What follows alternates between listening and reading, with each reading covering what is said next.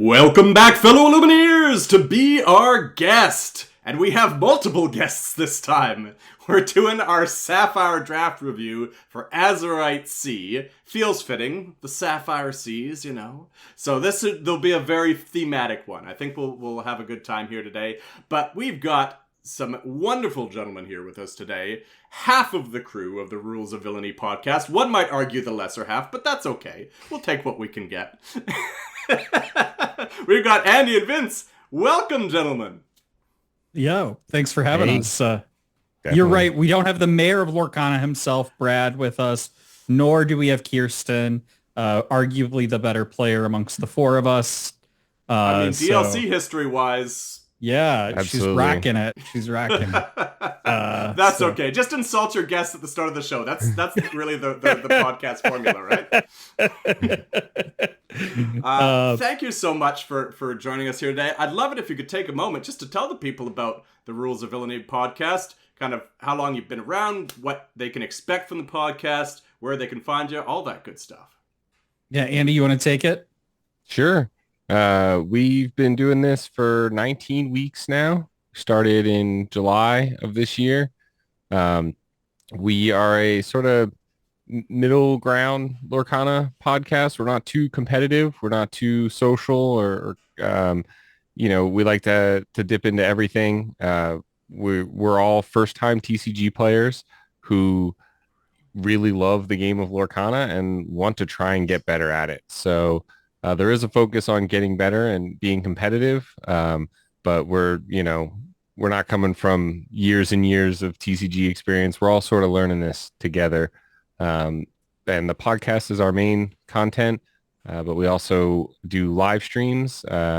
We've live streamed a couple of set champs and at tournaments we've held. And we also, dip our toes into some other kinds of content over on our YouTube as well. Very cool. You know what? I've tried to catch as many episodes as I can, but that's actually news to me. I didn't know this was first time for all of you. So I guess the question I have is, and this isn't meant to be a podcast of its own, but the people got to know, what brought you all together to this one game if you're all new to TCGs? Yeah, the game itself. If you believe that, we all met each other. So we didn't know each other a year ago. Andy says it's 19 episodes. Honestly, it feels like 19 years dealing with Andy and Brad sometimes. Yeah, I'm trying to do it consistently, I can imagine. Me, I'm just lazy. I just reappear. I'm like a troll that pops his head up from under the bridge every set. Yeah, but we all have an interesting story about how we got into Lorcana, which we cover. I think we also talked about it with Chris on Lorcana chats, is it? Now I feel bad if I didn't get that right. That's the one you just did, chats. Right? Yeah. Lorcana chats, yeah, okay. Yeah. I was sweating for a second there. I was please don't beat up. Sorry, Chris. It's been a long day. I had this the other day with fine gentleman Matt from Questing Lore, and it's there's questing for lore, and there's questing lore. I'm like, yeah. Yeah. But so we talked a little bit about it, but we all kind of got into the game in different ways, whether it be because we want to just collect or we wanted to, play a TCG. I think Andy wanted to play it with his wife. He wanted something to do. Brad and I were more on the collecting end of it.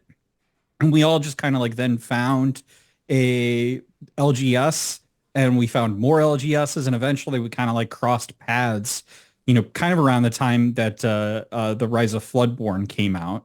And after we just came kind of quickly friends because we went to all the same LGS stores over and over again. I started running a league at a store here in the area called Fortuna. Andy's really big going to the store Bodax. And then Brad and I started running another league that kind of popped up around into the Inklands. And so once we all went to Chicago and the DLCs were announced and stuff, we were just hey, it'd be really cool if we would start a podcast together. And, I think it started out a little bit as a joke. And then we were oh, actually, no, we're all really interested in it and doing it. And so, yeah, a year ago, I didn't know Andy really, or at least not well at this point. And the same with Brad. But now I think we're good friends and we started the Rules of Villainy, and we're really into the game of Lorcana.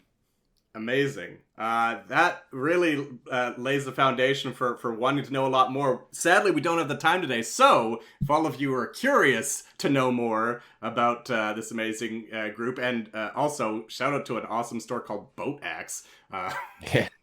where can they find you? Where can they learn more about this story? We're on all the socials at Rules of Villainy. So we were lucky enough to get the same handle on all of them, but YouTube is probably the best place to check us out. It's where the most of our content is, but we're also anywhere you listen to podcasts or Nice. those sorts of things. At this point, I'll already have it on the screen. I'll have it here. Yeah, just probably flashing pictures everywhere. Probably the Lights. big one is that we just launched on Blue Sky as well, which I'm not I've been seeing super a lot of familiar that. with that, but yeah, we're still on Twitter, but we did move over to Blue Sky as well. And again, A lot of all great Rules of creators Villainy, yeah, Yeah. especially I'm gonna artists. I'm gonna have to do that myself as well. So thanks for the reminder. All right, let's run into it. Meanwhile, the people that are hungry to hear more about the draft are like, okay, come on, let's go. So we're gonna do A, B, C, D, F as our rating system. A is first pickable and happy to first pick it. This is a bomb or just really effective card. There are commons that are absolutely within this territory. But ultimately, it's something that you're just like, you open your pack, you look at it, and you're like, yeah, this is the one for me. Love this one. Happy to have it, right? That's an A. B is, I'll first pick it, but I'm not going to be absolutely thrilled about it. But I'm definitely very happy to pick this up and have this in my deck. I will always play this card, and I'm going to kind of be picking it in the first half of the pack. C's are your, like, journeyman staples of your deck. You're almost always going to play these cards unless you've drafted so well that your deck's just crammed full of A's and B's. So you're always going to play these cards, or almost always. But you're not exactly thrilled to be taking them. You're just like, okay, these are cards that are going to fill out my deck, right? These are the cards that you want kind of in the middle to last half of the pack, and they're solid. D is, ideally, I'd like to not have this in my deck. I will play this, but I'd like to not have this in my deck if I can help it, and I'm certainly not wasting any early picks on it. These are cards that you are going to be picking up because it's the only cards left in the last third of the pack, right? Ideally, these should all be inkable. If they're that bad, you should not be taking an uninkable card that's that quality, right? And then F is don't play it. And usually that's because they're uninkable and they're like D quality and uninkable. But it could also, there could be some inkable cards that I rate as S just because they're so bad. And in that case, obviously, if they're inkable and you need ink, you're going to play them in your deck because you're only eliminating 8 cards that you drafted. So if you have, 8 uninkables that are Fs, you're going to play an F that's inkable, of course, right? But you should try never to have this anywhere near your deck, and you should only be using it as ink if I've got an inkable F in there. Let's get into it. Let's start with the Sapphire set review with Ben, Eccentric Robot, 4-cost, inkable, 4/3, 2 lore. He's got support as well, so already a solid vanilla stat line there. Support as well. What do we think, gentlemen, of Ben? I think Ben deserves a solid for Ben. I think you're absolutely right. Great vanilla stat line. The 4 strength I think is a little more valuable than the 4 willpower in this case to try and if we're talking especially support. with the support, and at least compared to some of these other Sapphire cards at a common, it's a great card. You should be able to see it fairly often. I think it's definitely a good card to play. B, I'll put it as B. Nice. Yeah, I'd say B2. B was right where I was at with that. Very cool. Yeah, it's funny what a little tweaking can do, because in set 1 we had Merlin that was a 4-cost 3/4 1 lore support. It's like, I wasn't very high on that, but all of a sudden you switch out the strength and willpower, give me a second lore, and I'm feeling very good about that. So I'm happy to have that at I had it at a B-, so somewhere in that range, absolutely, right? I probably wouldn't want a metric ton of these. I like to have a little bit of willpower as well, but I definitely want a couple of these probably. Yeah. Nice. All right. Everyone's favorite character and Cass, biggest fan, 2-cost inkable 1/3/1 lore. Whenever this character quests, chosen inventor character gets +1 lore this turn. This is ink. I think this is D tier, maybe C minus at the best.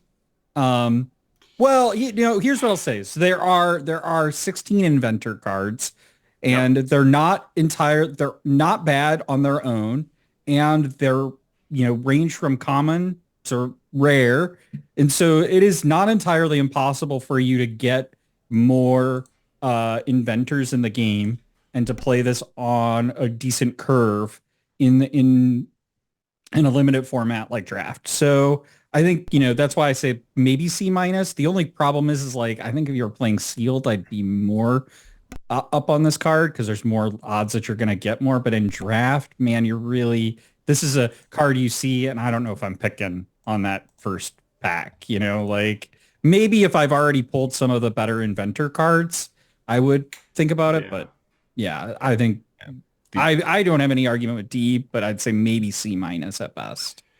Yeah, I think that's one of those that in a vacuum D, and then, why'd they have to get real dirty like that? Yeah, you got to really get lucky with the inventors, because a lot of the other inventors, too, are in and of themselves not great. And like you said, rare or hard to find. So this would be... There's a couple common uncommon that I feel like are playable, but yeah, it's pretty... A weak pool versus like the pirate synergies that I think are pretty solid. Which, by the way, we didn't even highlight that Ben's a pirate as well. So, like... even better. Yeah. You got that going for it, too. And a robot if you happen to want to draft that location. All right, Gadget Hack Wrench. One of 3 gadgets in this color, because I guess they ran out of ideas. 3-cost inkable 1/4/1 lore. This is specifically the creative thinker, by the way, for everyone following at home. When you play this item, whenever you play an item, this character gets +1 lore this turn. So at best, she's a 3-cost 1/4/2 lore, but probably just a 3/1/4/1. Yeah, I think again, D tier. D. Yeah. I mean, it's a super rare, so like there are way better cards in those the rare slots in the game.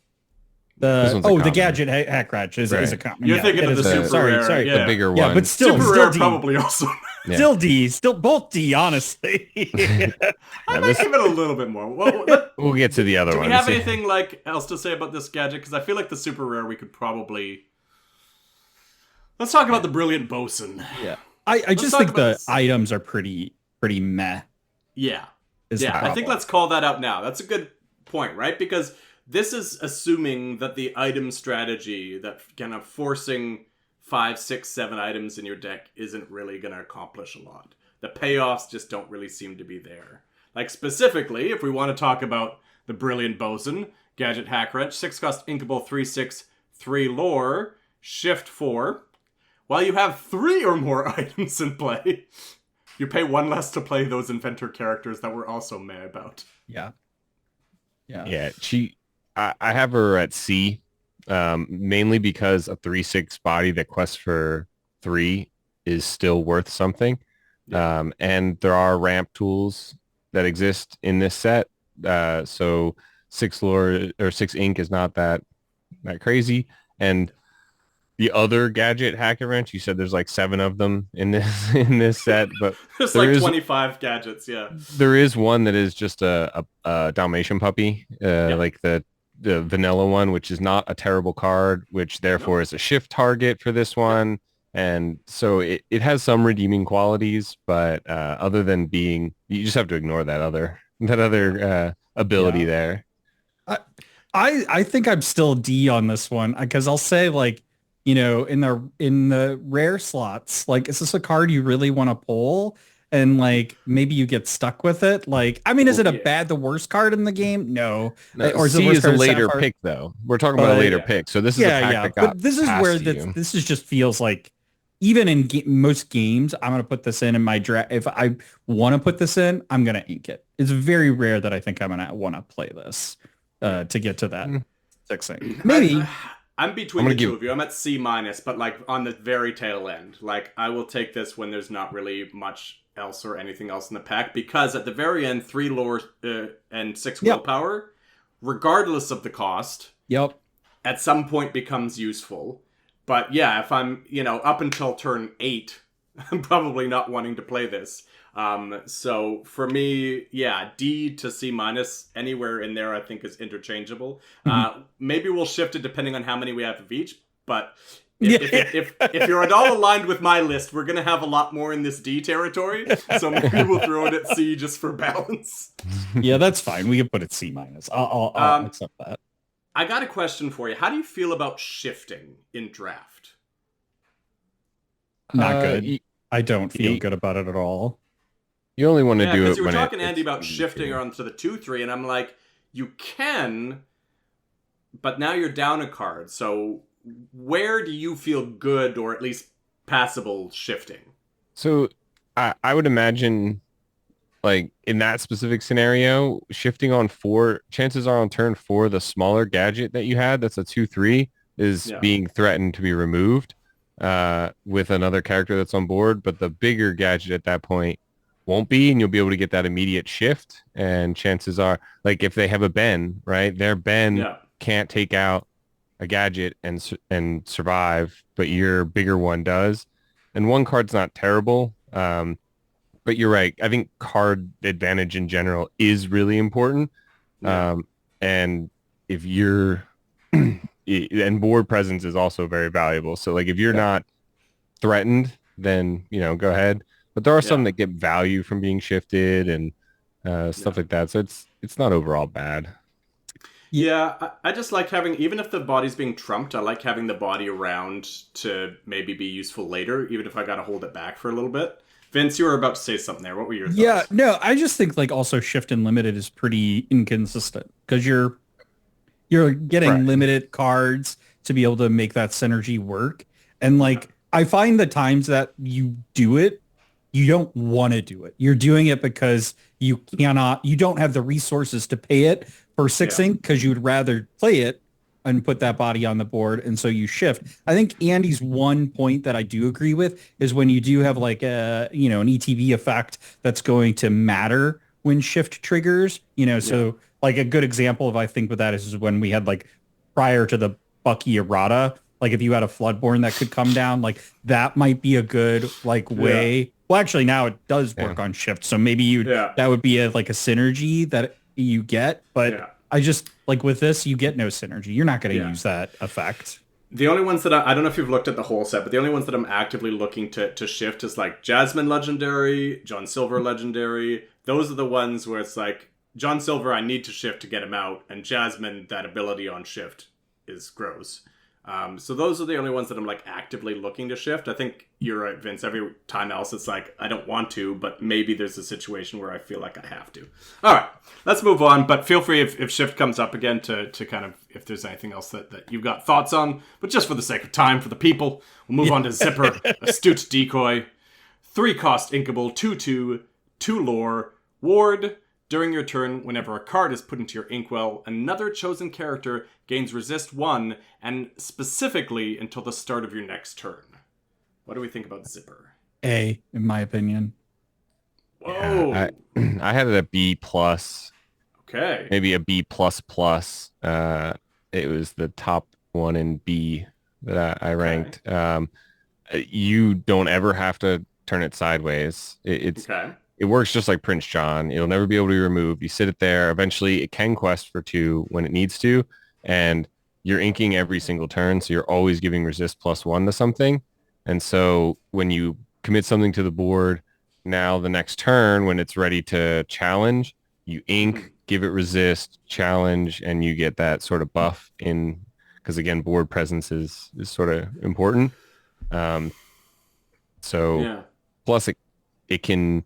it can also just, when you're ahead and you're just trying to win that race to quest out, you can give other things resist. I mean, it's a free resist every turn, basically, which is really nice. That's not including any of the ramp tools that exist.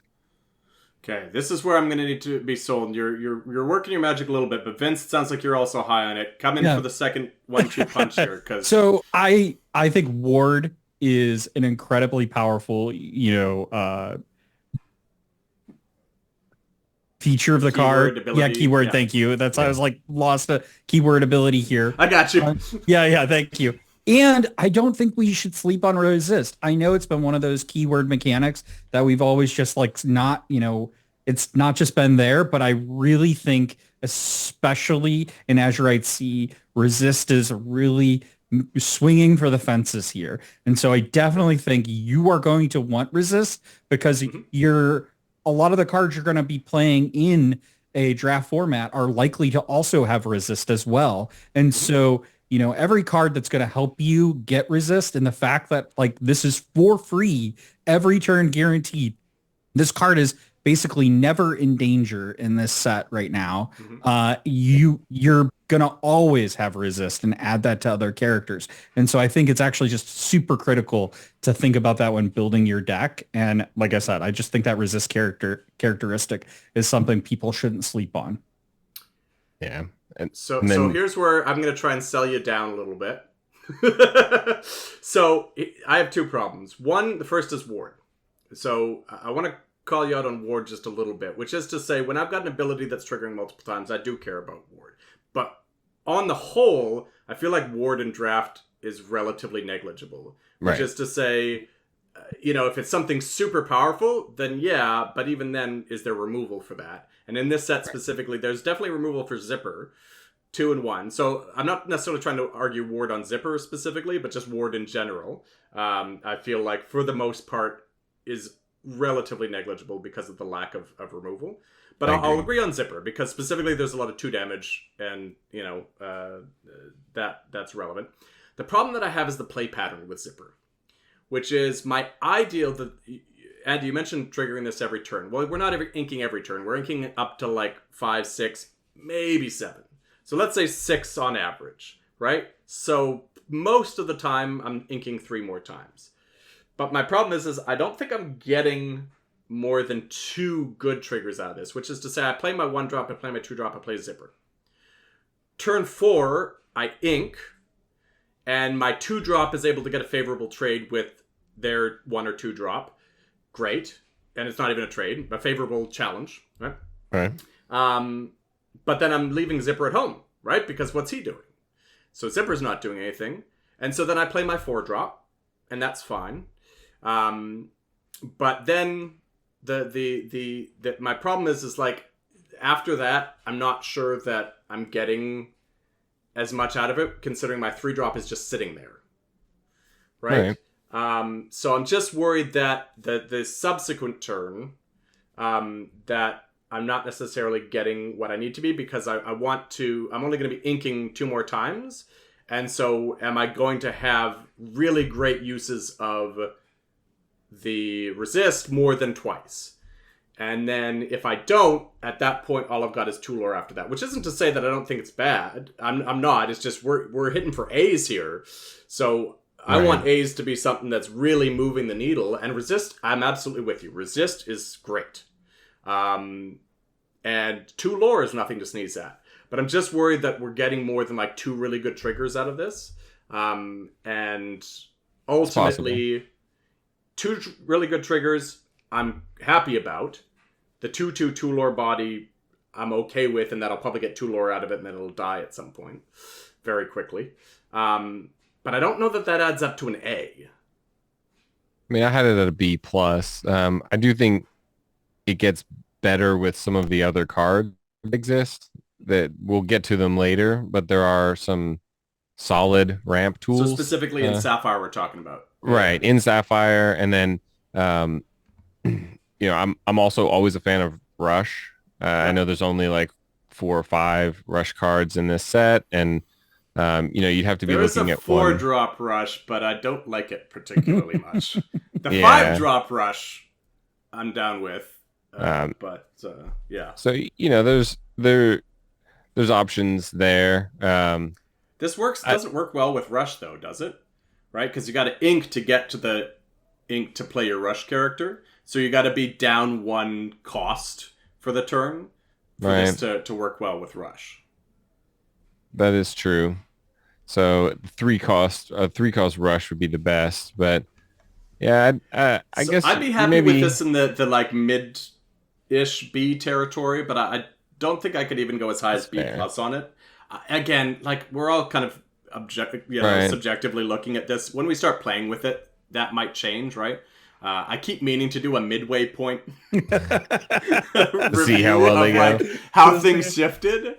But like Vince, you were the highest on this. What say you about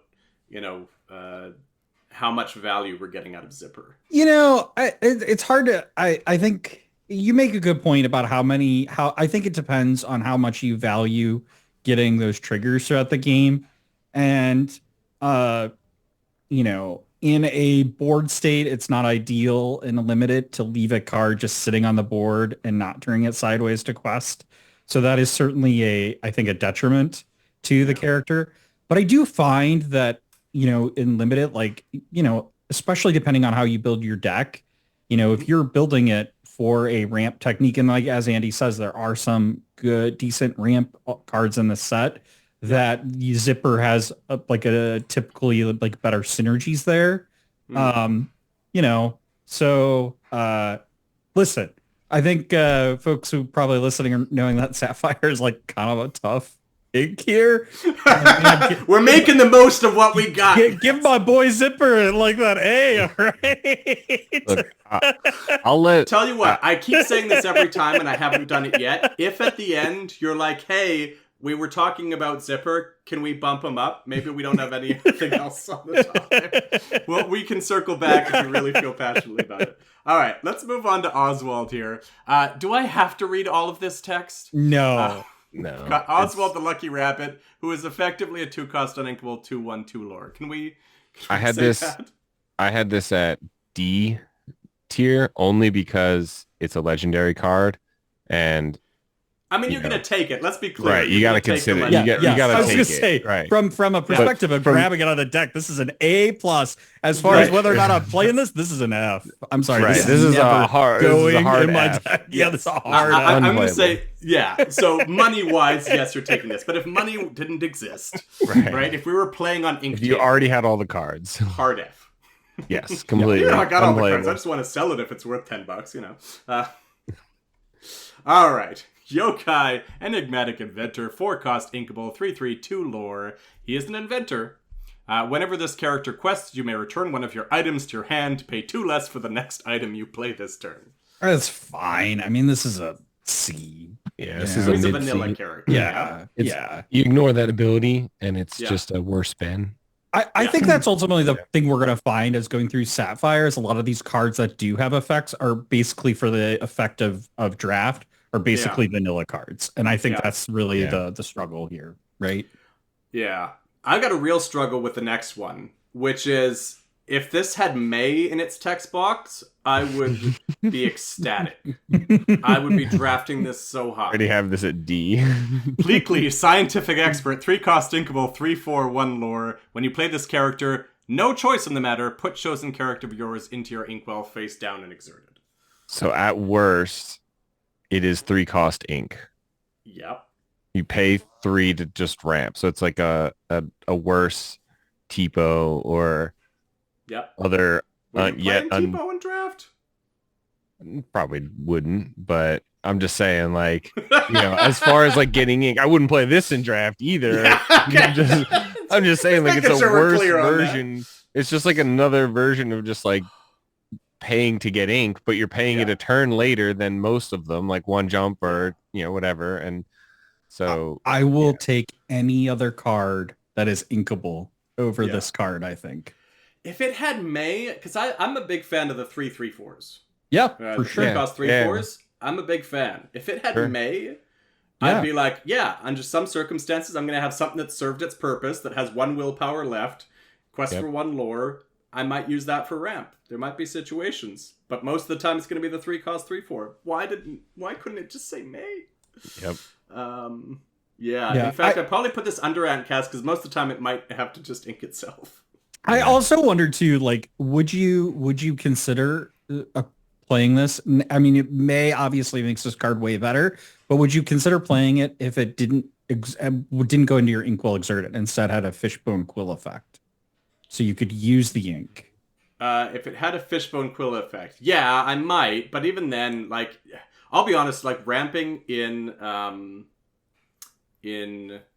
draft is not usually my biggest thing, because the amount of extra value that you're eking out by going down a card, I don't know. I'd rather just play on curve.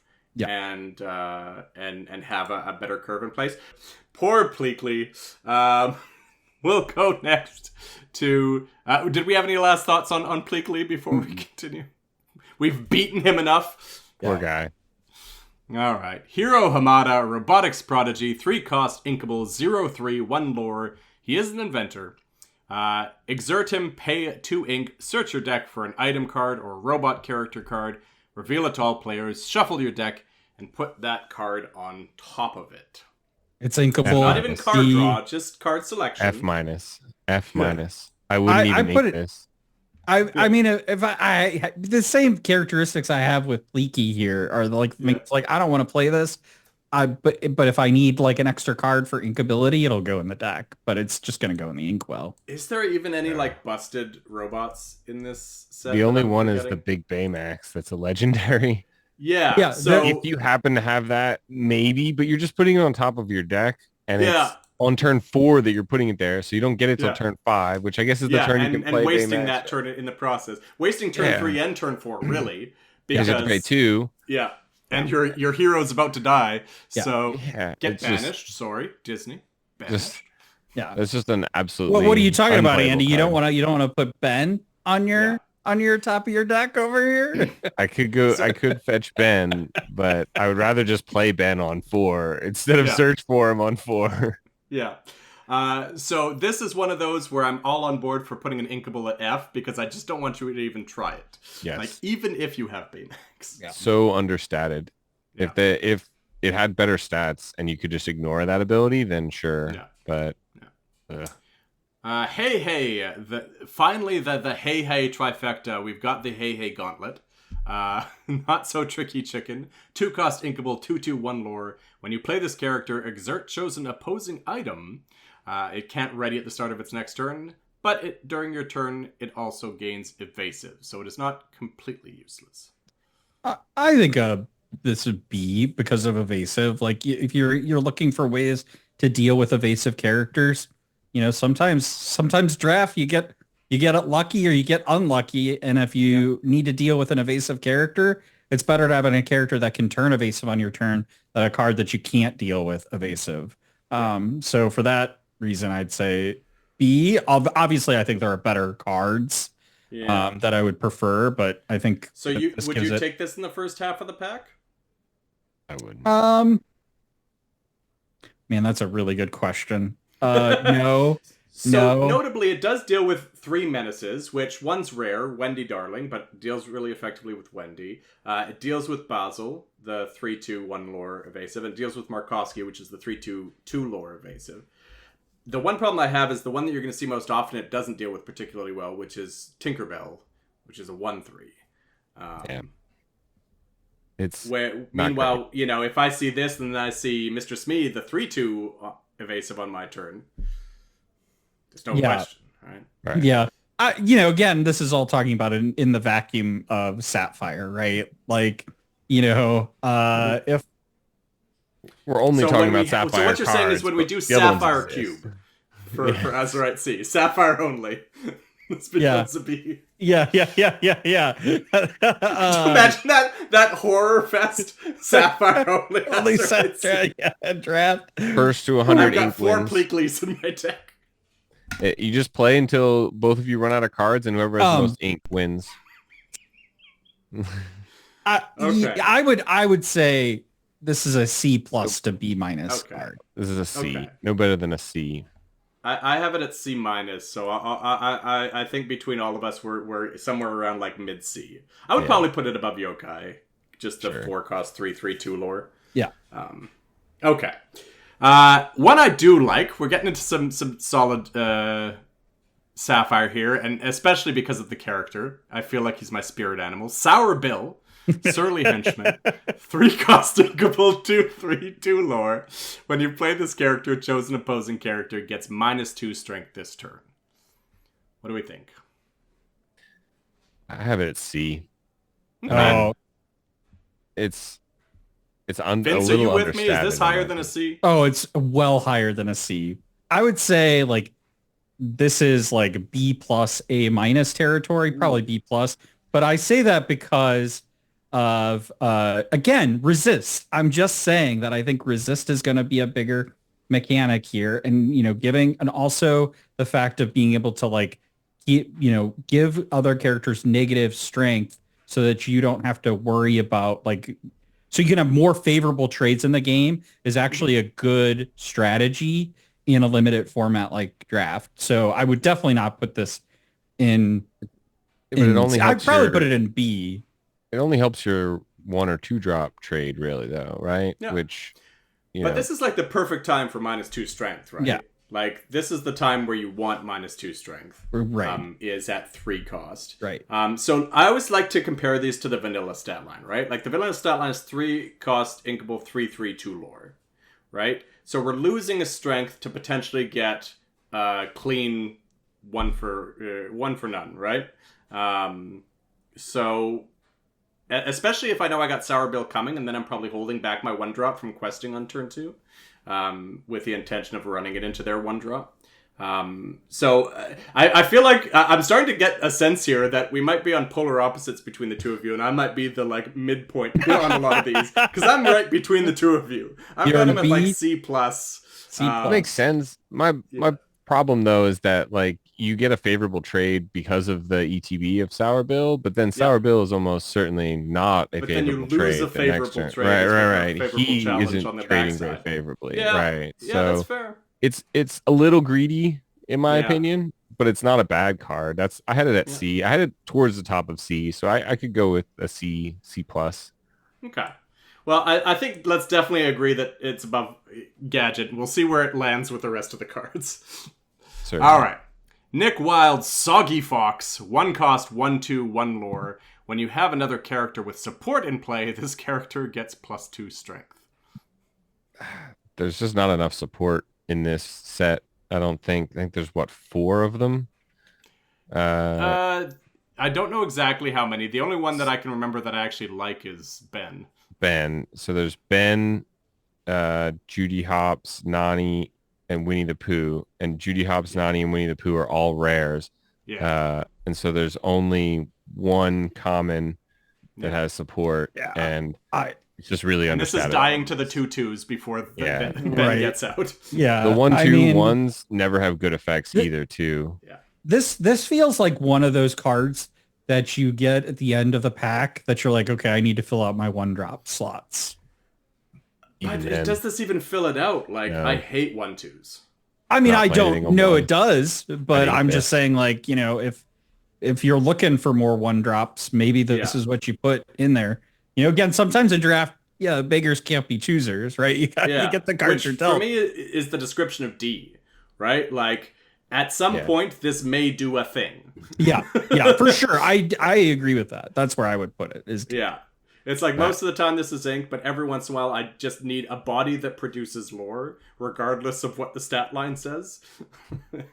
I will give credit to Nick. I think in non-limited formats, he might be more decent, because if you can follow this up on 2 with a character that does have support, a 1-drop 3/2 is pretty nice. Yeah, for sure. Moana in this set, very nice, and she has troubles challenging. I would say this becomes a very high D, low C for me if you've got a few support characters, but otherwise, there just really aren't any in this set, unfortunately, so it's tough, but Yeah. You don't want to have this, though, in your hand, Andy, to shift onto the other Nick Wild, Sly Fox? I think that card's bad too, right? Yeah. It is bad. Could you imagine shifting out Sly Fox? Your opponent would just cheer. Thank you so much. Can you imagine just playing it straight? Your opponent would probably still cheer. Yes. It's not great. All right, we're going to get to that in a second. Let's hold back the Nick hatred for one more minute. We got Wasabi Methodical Engineer, 4 cost inkable, 3/3/1 lore, also an inventor. When you play this character, you may banish chosen item. Its player gains 1 lore. During your turn, this character gains evasive. So we can pretty much ignore the first one.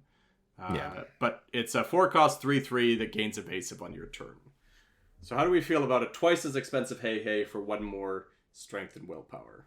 I mean, it deals with that Tinkerbell, the Surfer Yep. Mini clone, and it does actually trade favorably.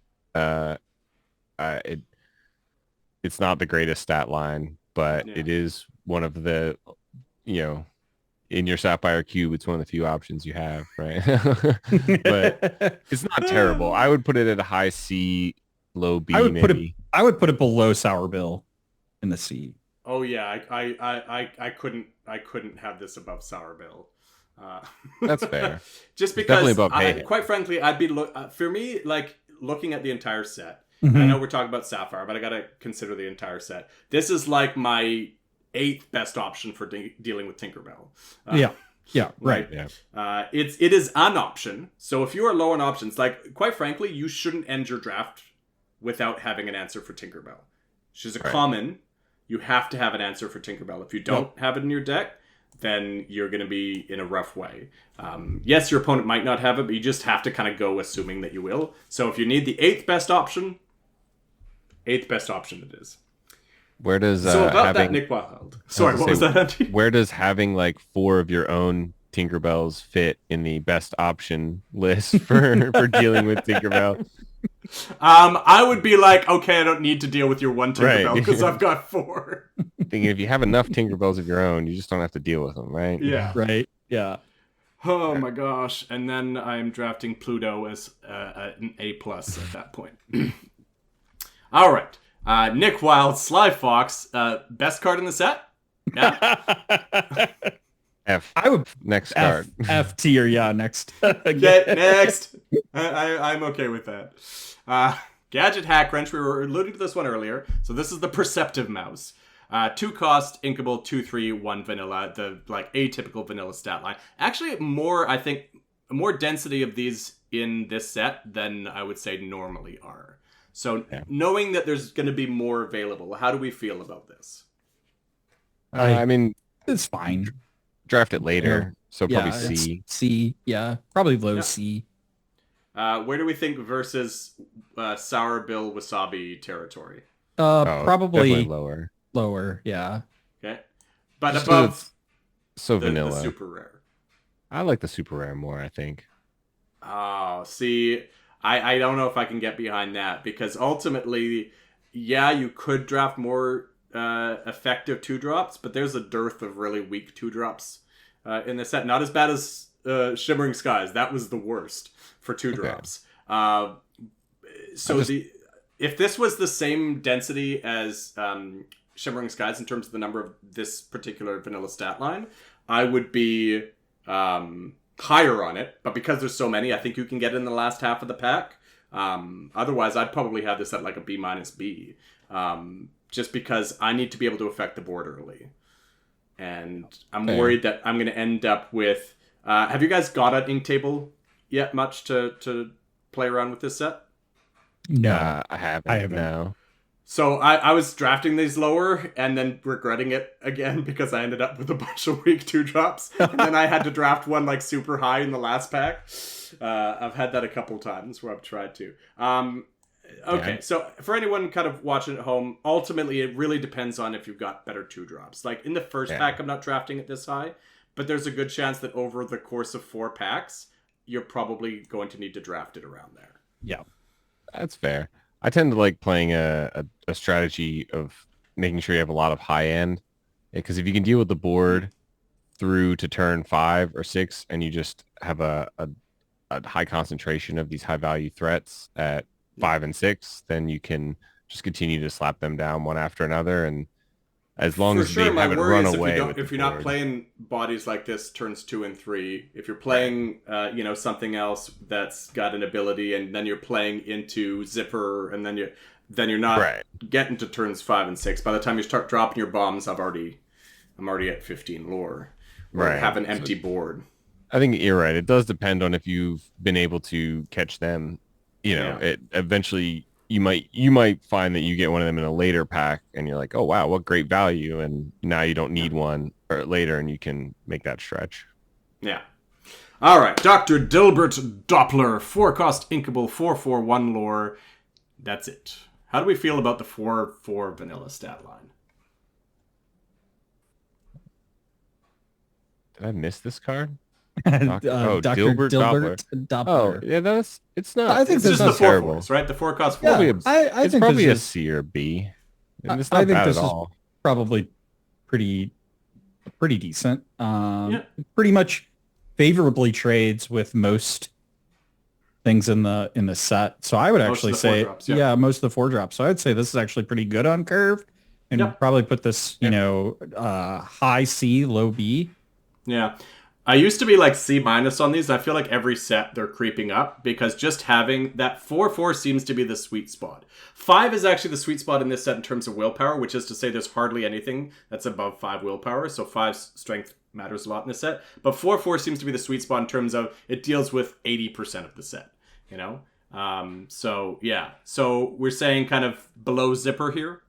Yeah, I think that's right. That's Maybe fine. above We put sour it- bills, below zipper. Yeah, that's fine. We're low on B's. I Yeah, would put it it's below definitely- zipper. I would put it in B. Yeah. It's definitely no Alright. Ben. But, Because you know, here's the thing. It's No, like, this is for one of our those reigning this is- champion Ben. This you is one imagine of those this cards was- that I would think about, in if obviously like I'm going to probably pick a better card if it exists, but you're looking, pack 3 maybe to pick, or maybe even pack 2 if you get a really bad pack. I don't know, so who knows where you're at with that. So speaking of, I'll take any body that's got 3 lore on it. How do we feel about Tadashi Hamada, Baymax Inventor, 6 cost inkable, 3/3, 3 lore, and that's fairly well it because it gets +1 strength and +1 willpower for each item you have in play. Yeah. If you could build a great item strategy, I would love this card, but the items are awful. I like to play the game of how many items do you need before this feels good. That's a good question to ask. And really, with 0 items, this feels terrible. Not great. Because it is. But, right. But with maybe 2 items, I would say now choose the sweet spot. kind of feels good, right? It's starting to feel great. And I don't know. I haven't looked at all of the... There's a lot of items. Like, you have a lot to choose from. I don't know that items usually aren't the way to go in a draft, in my opinion. But I could see in a later pack, after a couple packs have gone through and you are, you've gotten stuck with a couple items that aren't terrible, this card it's inkable. It might be able to slip in at like a low C or a D, like a D probably. I think this is one of those inkable niche cards, right? It's solidly in that D card. For that reason alone. Yeah, see, this doesn't have the 6 willpower inherently. That would put it in C for me, like Gadget. Yeah. And the problem I have is you say 2 is the sweet spot, but that's 2 out. So how many items do I have to have in my deck to reliably have 2 items in play? I don't know. I'm not Knives, so I can't calculate that for you, but I would imagine the answer is probably like 6 or 7. And if I knew my opponent was running 6 or 7 of the items from this set in their deck... Yeah. Fair enough. Game over, man. Game over. Hiro Hamada, team leader, 4 cost inkable, 1/5, 1 lore, another inventor. Man, they're rough. Your other inventor characters gain resist +1. You can dump 2 ink into this as much as you want to look at the top card of your deck and put it either on the top or bottom of your deck. Not great. Also not great. I mean, I feel like the stat lines are also just kind of bad, in my opinion. So I think like this is definitely I think this is probably D tier, to be honest. Yeah. Yeah. And I would say below Tadashi just because I want that 3 willpower. Yeah. Another Tadashi. This one, though. Yes. I mentioned I didn't like ramp in draft. This one might make me change my mind. We got Tadashi Hamada, gifted roboticist, 3 cost uninkable, 2/2 lore. During an opponent's turn, when this character is banished, you may put the top card of your deck into your inkwell face down, and then put this into your inkwell face down. So you ramp twice with this after getting 2 lore. And dealing 2 damage to whatever character your opponent chooses. And you can't ignore the fact that your opponent is going to consider not taking it Yeah, out and letting so you just get get more to quest lore. for 2 lore. It's like the Merfolk or the Flynn effect, where they're kind of like, maybe later I'll be able to deal with this. And, except I would argue this is more potent than Flynn or Merfolk because certainly. discarding one card, if I can kind of dictate when that happens, so I've got like my D tier card in my hand. Whereas you ramping 2, me not knowing what you're about to play at 6 or 7 cost. Yeah, so you play this on 3, you quest on 4, they take this out, you start turn 5, and you can have 7 ink. Yeah. Yeah. So, I play the 6/5 or the 5/6/2 Lord Tinkerbell. I think this is an A card of the set. Yeah, actually. for sure. Yeah, like I would absolutely take this card. You're paying the price that it's uninkable, but I mean, fine. Yeah. That's the cost of getting an effect like this. Because I think more than likely your opponent is going to think twice about even attacking this card to give you that ramp. And so you're basically, at the worst case scenario, going to quest once to get 2 lore, or, your opponent is going to trade with this and then you're going to ink twice. You know what I think is actually, and I didn't highlight it when I was reading it, but I think might be one of the most important parts, is it's not banished in a challenge. Because there's a lot of 2 damage in this set. Not a lot, but there's more than, say, existed in the last set. Right. So even if they use a Twin Fire on this or something like that, I still get my double ink. Yep. So, and you're not losing a card from hand to do it either. Yeah. Yep. So we got something in A! Yeah. Let's go. We'll have at least one more. Baymax Personal Healthcare Companion, not this one. 3 cost inkable, 0/4/2 lore. If you have an inventor character in play, which we've yet to establish one that we're particularly fond of, you may pay 1 less to play this character. 2 ink, again as many times as you want. Remove up to 1 damage from another chosen character. I think it's not terrible, but it's not great. My problem is it's a 0/4, so you're going to want to sit on it. Yeah. And when you sit on it, I'm going to be real happy. I equate that to Pacha.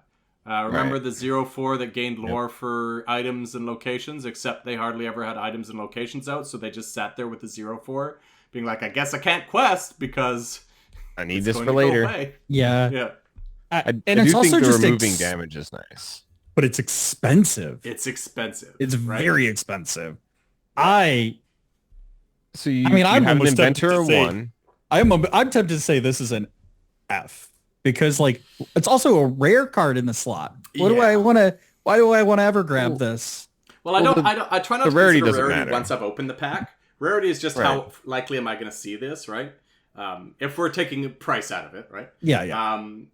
For me, this becomes at least the highest of Ds because I can see situations, turn 7, or turn 9, I got 7 ink out and I drop this and heal 2 off one of my characters and then quest for 2 the following turn. And maybe by that time I've controlled the board enough that I could quest again. How often are you reliably going to do that, though? Not, which is why D. Yeah. But for me, the highest of D because I think that's going to happen more often than Tadashi questing twice, for example. Certainly. I agree. I think that's fair. Yeah, him and Tadashi. But now we got some good stuff here. We got Baymax Armored Companion, 5 cost inkable, 2/6/2 lore. He's a robot in case that becomes relevant for a particular location.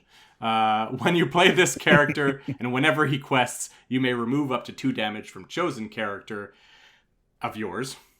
Gain 1 lore for each 1 damage removed this way.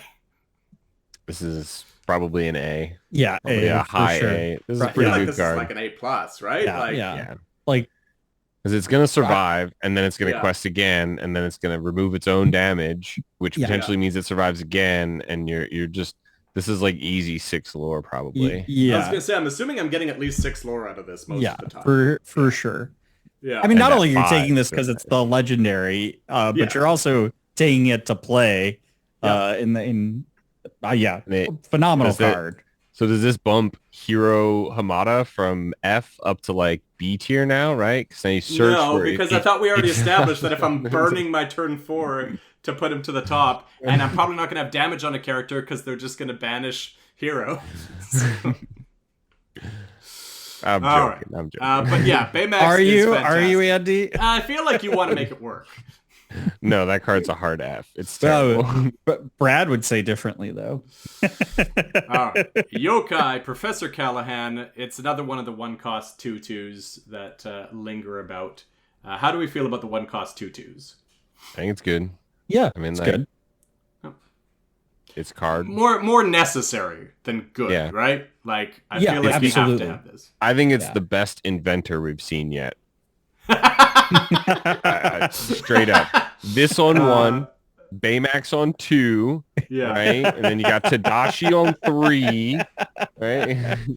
Yeah, I would put this in B for sure, I think. Yeah. Do we feel like above the 4/4 for 4? Depends on what you need. Yeah. Yeah. So Yeah, I think that's, yeah. That's fine. as is always the case, but I'm Interchangeable. thinking like pack 1, I'm probably taking Yokai just because I usually find that I get less 1-drops that I like. I don't want to end up with Nick Wilde, the 1/2. So I'm probably not taking either of these particularly early, but first pack, I'm assuming I'm getting these kind of last half anyway. In which case, I'm probably taking the 2/2 over the 4/4. Though. Yeah. And I think this trades basically into every other 1-drop except for 1, right? Yeah, I mean, well, trades at least. Yeah. Yeah. Is there a 1-drop that it doesn't at least trade with? Because I know Moana is there she's might be like 3/2. a 1. Is there a 1/3? Oh yeah, there's 1/3s. In Yeah, but Emerald? that trades with Yeah. eventually. Yeah. Yeah. Yeah. All right. That's fair point. Yeah. In a set with very low bodyguards, only 2 common and uncommon at 4 and 5 cost, we've got Hiram Flaversham, Intrigued Inventor, 2 cost uninkable, 0/2/3 lore vanilla. I think it's not bad. I like it. I like mean, this. it's so greedy, do you but, like 0/2 over 1/1? Yeah, in this particular body.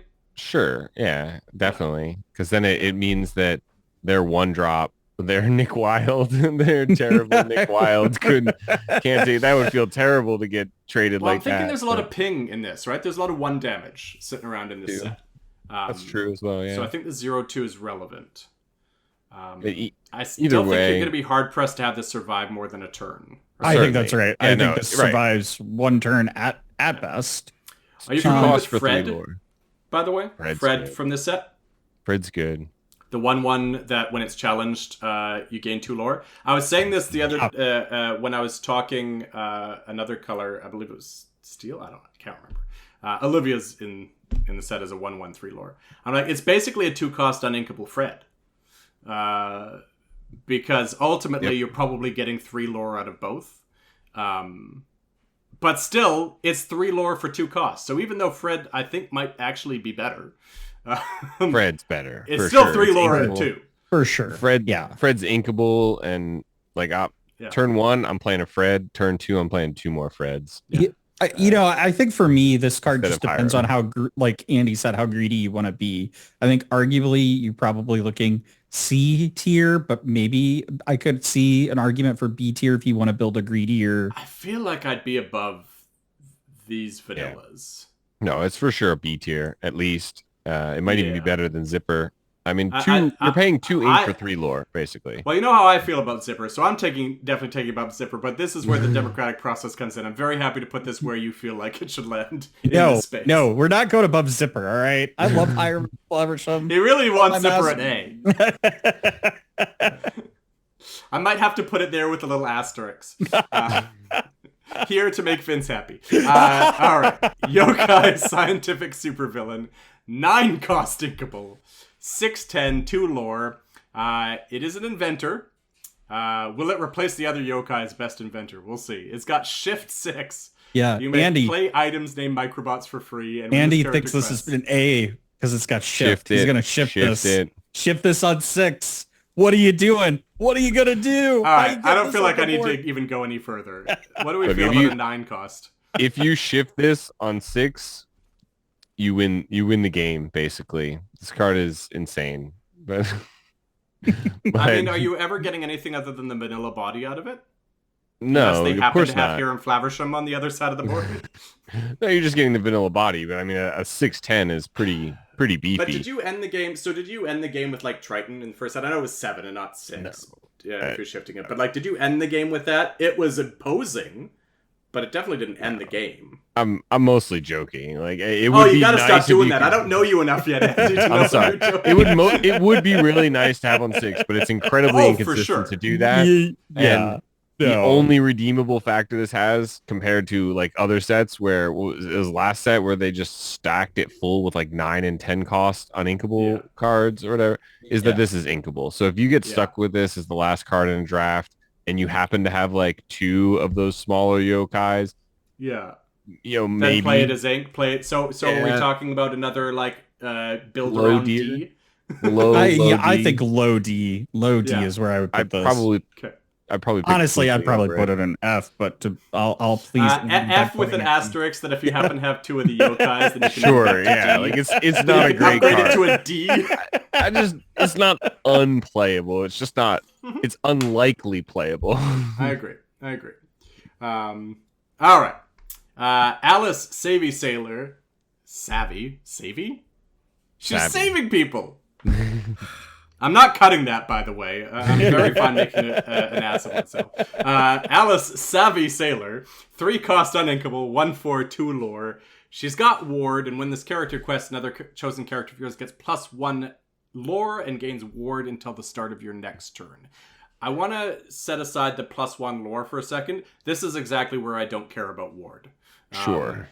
I think you're right. The ward isn't really doing anything for me here because the 4 willpower is kind of already doing it in that this set really has nothing to deal with 4 willpower. But the 1 lore might shift this a little bit. So how do you feel about Alice? I think the 1 lore is kind of nice, but low B, high C maybe is where so if this I just read think 3 cost uninkable, 1/4, 3 lore. How would we feel about it? I would probably put it in C. I think.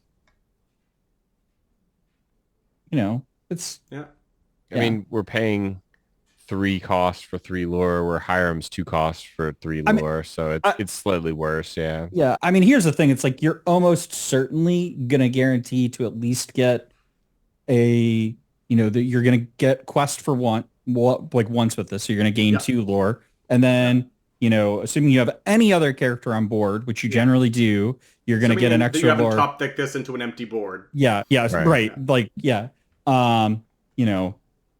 then like you're probably likely getting 3 lore on your next turn just from this card. And I think a that's reasonable chance good. it survives. Yeah. There's some chance. Yeah, there's it's not 0 chance, right? Because 4 willpower, you mentioned it's worse than Hiram, but Hiram's got 2 willpower, which is the easiest to take out, right? 4 is not nothing, especially like on turn 3, right? If I get this out on curve, I'm kind of selling myself more on it. I'll be honest, I had this on an F, and now I'm selling myself more on it. I definitely don't think it's an F. No, I definitely don't think this is an F. As soon as I saw the 3 cost uninkable, I'm like, ugh, I really don't want this as uninkable. I think I might have forgotten the fact that it gives an extra lore. So I definitely feel like in this C territory, though. I feel like maybe kind of mid to high C. Yeah, I'd probably put this below Sour Bill. Yeah.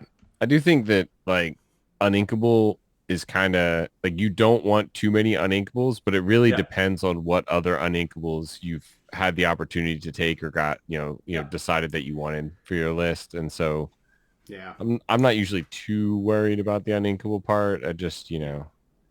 All right. Yep. We Could Be Immortals, 4 cost inkable song. For what it's worth, your inventor characters can resist +6 this turn, and then you can ink this. We've already established that inventors are kind of pretty bad.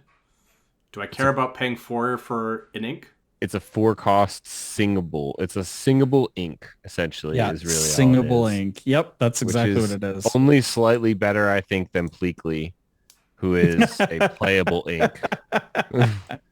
All right, I will put this above Pleakley gladly. I think that's fine. Yeah, I'd probably put it, D. Low D. Okay. I would not take it, though.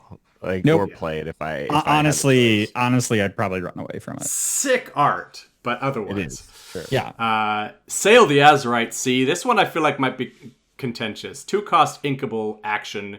This turn you may put an additional card from your hand into your inkwell face down. Critically, this is an additional ink action, so it has to be inkable, and you get to draw a card. I really like it. No. Absolutely not. I'm with Vince. No, because Don't here's the wanna thing: ram? in draft, you want to have cards in your hand, and like I don't want to take a card, even though you get to draw another card. Like I would just rather not have this in my deck and have another playable card. Well, You know, On turn 3, would I rather have a 1-drop, 2-drop, 3-drop, or a 1-drop and a 4-drop?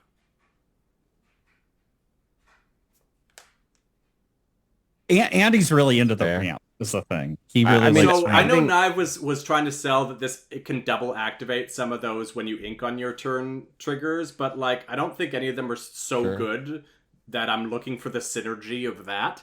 I think I Certainly. want to take this on face value, which is to say, I think I'll probably play it, but I don't want to really draft it highly at all.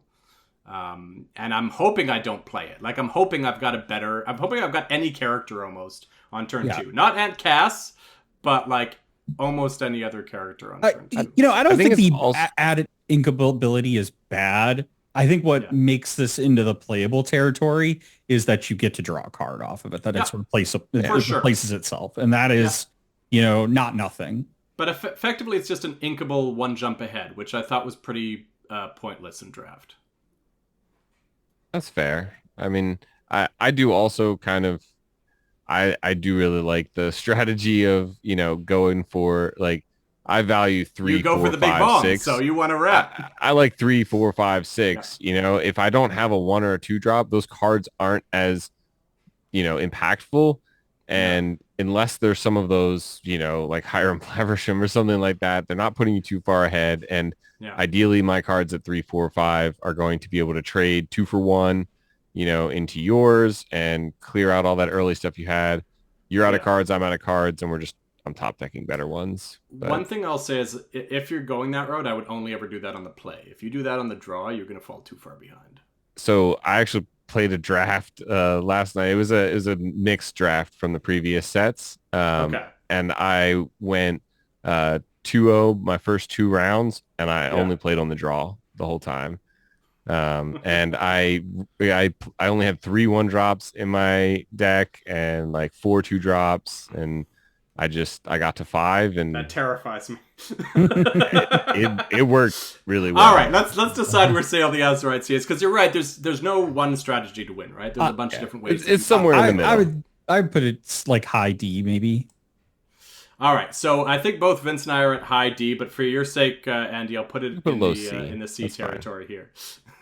I would probably take this over Yokai because I don't really like Yokai at all. But... Okay, I'll take it. All right. Helping Hand. 1 cost uninkable action. Chosen character gains support this turn. Draw a card. That one I think is good. I do. I like it too. I like it a lot. Okay, 1 cost we all like strong it. card. So 1 cost it replaces itself. Always good. And man, like having support to be able to have more favorable trades, never a bad thing in draft. Yeah. I mean, there's definitely a critical mass of helping hands where it becomes untenable, but like I'm definitely throwing a couple of these in my deck. Thin out my deck a little bit more. The support might not always even be that impactful, but after turn like 5 or 6, you tend to have 1 ink sitting around. Yeah, easy. Yeah, for sure. So this is a great later game card. Yep. I had it at B. Where did you all have it at? I had it at A, like an A-, lower A. Yeah, I had it at A- as well, but B+ is fine too, I think. Sure. So can we put it above Ben? Yeah. Feel like that's absolutely. A good place Poor for it to Ben. be? Okay. For sure. Prepare your bot. 1 cost inkable action. Choose 1 ready chosen item or ready chosen robot character. F. F tier. Yeah, absolutely. Next card. This is completely Bottom of unplayable. F tier 'cause it's not Yeah, it's just terrible. All right. Baymax's health chip. 2 cost item, inkable item. Exert to remove 1 damage from a character, or if you have a robot in play, remove 3. Not great. D Yeah. again? I D, think yeah, low D. Yeah. Yeah. I'm not a huge damage removal fan in draft to begin with. I mean, obviously when it's attached to something like Baymax, sure. But when 95% of this time this is just going to remove 1 damage for a 2 cost item, yeah. Microbots. Well, here's a worse way to spend 2 cost. 2 cost inkable item. You may have any number in your deck, and when you play it, a chosen character gets -1 strength for each item named Microbot. F. It's not even common. So like you're going to barely see one of these. It's just I hope I never see one of these it's not good. Limited. If you happen to see, like if you're playing sealed and you get one of these in every single one of your packs and you get the big yokai and 4 of the little yokais. Okay. We're getting a lot of ends here. Right? It's maybe good then, all right? There's a lot of ends in that sentence. All right. Well, there is one item that I'm actually feeling decent about, which is the Jumbo Pop. 3 cost uninkable. Don't love that part. Banish this item, remove up to 2 damage from each of your characters, and most importantly, draw a card. What do we think? Is this worth spending 3 uninkable, an uninkable slot and 3 on? I do like the fact that it's like you can play now, store it for later kind of thing. Yeah, like the put it on layaway kind of deal. But yes. But I definitely don't think this would make the cut on an uninkable. I think there's a lot better uninkables, and you got to limit those. And I love drawing cards, but I don't love 3 ink. Yeah. I mean, actually, I'd rather 3 helping hands. The reason, and I'm trying to be fair, I'm trying to find an argument to play it. Is that if you had a wide board, you could potentially like make more favorable trades again, or or allow your characters to survive an extra turn, which is again nothing. And it replaces itself, so there are 2 kind of good things. And like as Andy said, you can put it on the board and you can use it when you need it. I just I feel like in draft, unless you've got nothing else to put on the board and stuff, you're probably putting this on the board and then immediately banishing it, probably. Yeah. So I had this at an F, but if I'm in like pack 3.5, 4, and my uninkable count is low, then I'm probably wanting one of these, and probably like at that point relatively high, being like C territory. But I get what you're saying, and that's why it's like I don't love this, but I do. Anything that says draw a card is going to grab my attention. So but I'll agree this is probably an F for the most part. Yeah. Yeah. Can we put this as the highest F? Yeah, that's fine. I think that's right. Yeah. All right. Rescue Ranger Submarine, 2 left. We got our first location, 2 cost inkable, 8 willpower, 1 move. At the start of your turn, if you have a character here, you may put the top card of your deck into your inkwell face down. Andy, why is this A tier? Look, I hopes and dreams. All right. I want to 1 jump every single turn. And so here's the line, right? It's Rescue Rangers Submarine, and then Zipper in the Rescue Rangers Submarine with you. Yeah. So you need, and then by the time you've got that all done, they've got a 5/5 and a 3/3. And but you just played yokai on turn 5. All right. You shifted out on turn. Yeah. Playing him right away. You got this. If you get that exact play pattern out, can you please take a picture and tag me with that? It's first to 20 ink, right? Vince, did you have anything to add before this sits in D where it belongs? Yeah, honestly, I think D might be too high for this card. You're right. You might be generous. You're because it has no, you don't even get any passive lore gain on it, and so that is right. to put this, to get this in play, you're spending a lot of resources to get the effect. It's not the worst location in this set. It's not. No, there's some bad locations in the set. So. No, absolutely not. So in a set where there's a 1 cost 1/4 location that gains a lore inherently, we've got the Institute of Technology, 1 cost 5 willpower, 1 more willpower, and 1 move. Your inventor characters that are all subpar get 1 willpower here, and at the start of your turn, if you happen to have a character here, then you gain 1 more. So it's turn 1 yokai. All right. Turn 2 Yes, Institute exactly. of Technology. Now move the I'm on board yokai. with this one. I'm Now on I'm board with starting this to one. get the gist a little bit more. Now you're getting one lore every turn, and your yokai is Yeah. beef. Okay. I understand your pain now, Vince. Now we're ramping, and next thing you know, turn 4, we're shifting this big yokai, and he gets even more willpower. He's a 6'11" now, right? Because I don't know. Wow. In my mind, like this is D at best here, right? Like, it's F. but It's F but I tier. think This it's isn't F. probably F This is tier. Yeah. a, please don't Yeah. touch this. Yeah, This is worse no, than I Rescue think- Rangers. Yeah. Don't Yeah, insult you're the right. Rescue Rangers like that. I'm sorry. My bad. I'm sorry. All right, gentlemen, we have our list. All right, for the sake of Vince, we're gonna end the list. Yes, Zipper he up made here. it. This is only to make up for insulting you at the start of this episode. Hey, listen, I'll take it. I'll take any pity for my boy Zipper up there. Yeah. I mean, I love Zipper, just not necessarily that Zipper. But I do like him. All right, gentlemen, thank you so much once again. Really appreciate you spending your time here. Tell the people one more time where they can find you. Yeah, pretty much anywhere you listen at Rules of Villainy. We're on Twitter, Instagram, Blue Sky, anywhere you listen for podcasts, and on YouTube. Nice. All right. I look forward to catching up on more episodes. Specifically, there was one that dropped today, November 8th, so hopefully you've all listened to it by now, that has some draft content in there, so we'll be listening to that. All right. Yeah. Take care, gentlemen. All It was right. a pleasure. Thanks, everyone. Bye-bye.